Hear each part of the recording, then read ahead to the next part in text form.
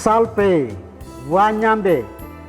Selamat pagi saudara-saudari yang dikasihi Kristus. Mari kita mengawali hari baru dengan mendengarkan firman Tuhan yang diambil dari Injil Markus pasal 8 ayat 1 sampai dengan 10. Tuhan bersamamu.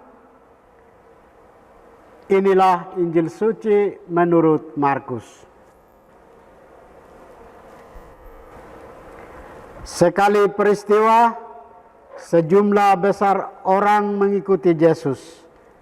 Karena mereka tidak mempunyai makanan, Yesus memanggil murid-muridnya dan berkata, "Hatiku tergerak oleh belas kasihan kepada orang banyak ini. Sudah 3 hari mereka mengikuti aku, dan mereka tidak mempunyai makanan. Jika mereka kusuruh pulang ke rumahnya dengan lapar, mereka akan reba di jalan, sebab ada yang datang dari jauh." Murid-muridnya menjawab, "Bagaimana di tempat yang sunyi ini orang dapat memberi mereka roti sampai kenyang?" Yesus bertanya kepada mereka, "Berapa roti yang ada padamu?" Jawab mereka, 7. Lalu Yesus menyuruh orang banyak itu duduk di tanah. Sesudah itu, Yesus mengambil ke-7 roti itu, mengucap syukur, lalu memecah-mecahkannya, dan memberikannya kepada murid-muridnya untuk dibagi-bagikan. Dan mereka memberikannya kepada orang banyak. Mereka mempunyai juga beberapa ikan. Sesudah mengucap berkat atasnya, Yesus menyuruh supaya ikan itu juga dibagi-bagikan. Dan mereka makan sampai kenyang. Kemudian orang mengumpulkan potongan-potongan roti yang sisa, sebanyak 7 bakul. Mereka itu ada kira-kira 4.000 orang. Lalu Yesus menyuruh mereka pulang. Akhirnya Yesus segera naik ke perahu dengan murid-muridnya dan bertolak ke daerah Dalmanuta. Demikianlah sabda Tuhan. Saudara-saudari yang dikasihi Kristus, tema kita hari ini adalah hidup dalam berbagi. Yesus tergerak oleh belas kasihan terhadap orang banyak, dan Yesus mau agar para muridnya ikut tergerak hatinya dan berbagi dengan mereka yang lapar.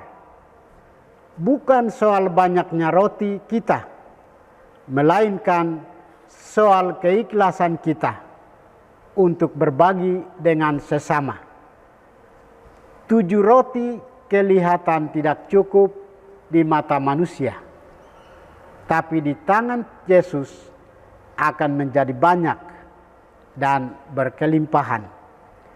Perhatian Yesus dan pribadinya yang utuh ditawarkan sebagai santapan hidup.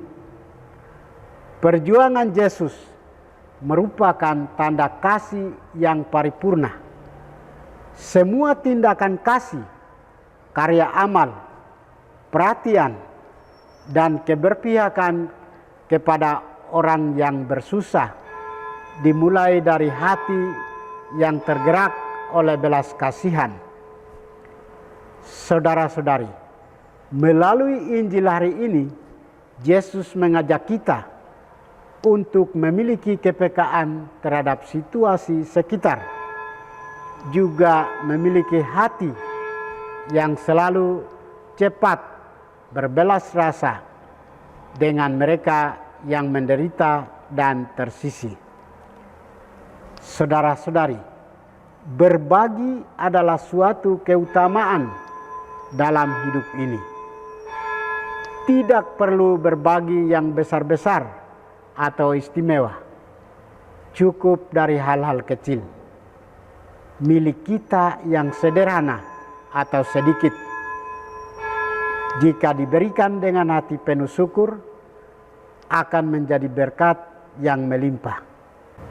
Dari perikop penggandaan roti, terlihat sekali bahwa Yesus membutuhkan peran serta kita dalam menggandakan roti dan ikan. Ada orang-orang yang memulai untuk mau berbagi.